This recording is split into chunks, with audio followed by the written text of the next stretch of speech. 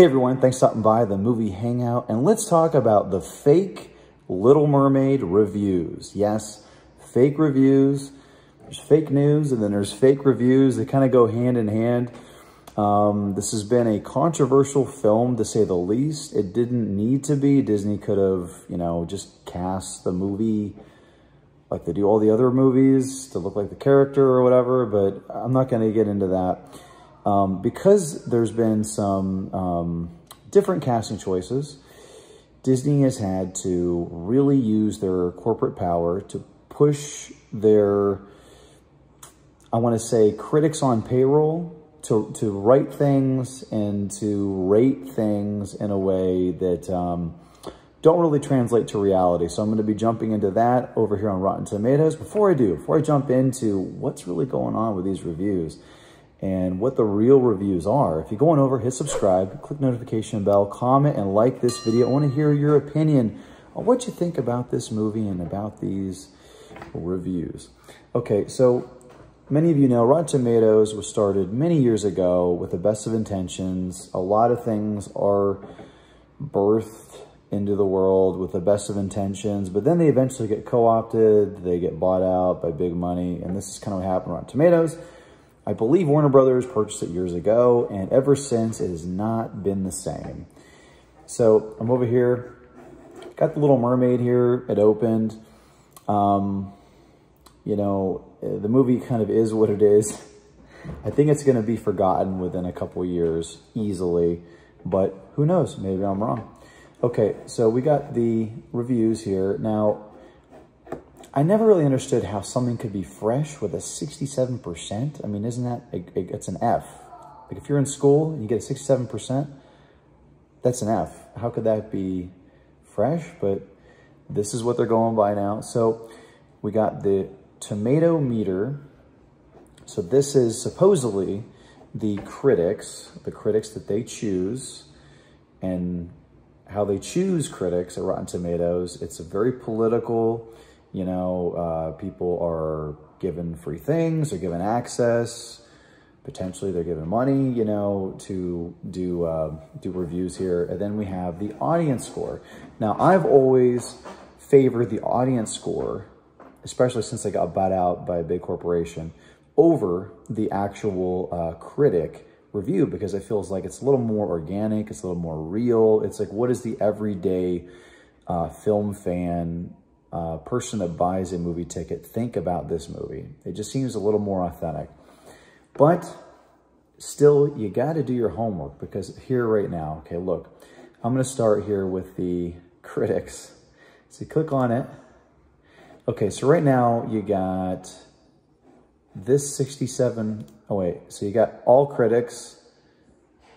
So all critics is 67% right here, right? You got 164 fresh. You got 79 rotten. It's a 6.4 out of 10. Not very good. But if you click on top critics, so the all critics is 243 reviews. Top critics, the top 60 critic reviews, 47%, not even half, less than half right here. Now, if you go over to audience, so audience right here, this one is the most mind-blowing.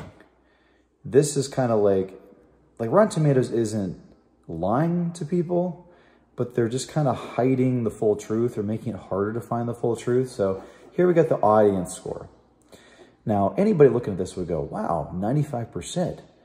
This looks pretty darn good. Like, this looks like this must be a winner. This is almost a perfect score. It's like an A+ movie, right? This is going to be a Disney classic. Disney's finally done it. They've created a classic.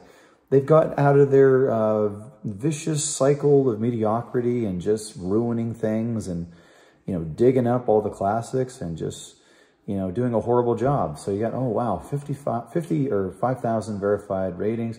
95%, 4.7 out of 5. It's amazing. Well, if you click on the all audience, 56%. So we went from 5,000 verified ratings, which it's very questionable how they verify people. If somebody writes a review the Rotten Tomatoes likes, you're verified. If you're a person who writes a review and you're just like, you bought a ticket, you're like, this movie's the worst thing ever, don't see it, this reason, this reason, this reason. And if Rotten Tomatoes reads it and they get offended or they're upset by it, you're not verified anymore, 10,000 plus reviews, 56%, 3.1 out of 5 average rating. I mean, that is rotten. That is no good. And I just think it's amazing how you go from 95% down to 56%. I mean, that's a huge disparity. We've seen other movies like this too. Star Wars: The Last Jedi, huge difference between what the critics said and what the audience said. I mean, I could go on. There's so many different movies within the last 10 years that have been like that. So if you were to not know what's going on and you were to go all critics and then verified audience, you would say, wow, 6-7% from the critics. The tomatoes there, fresh. Wow, audience, 95%. This is amazing. I'm going to buy a ticket. So this is the Mirage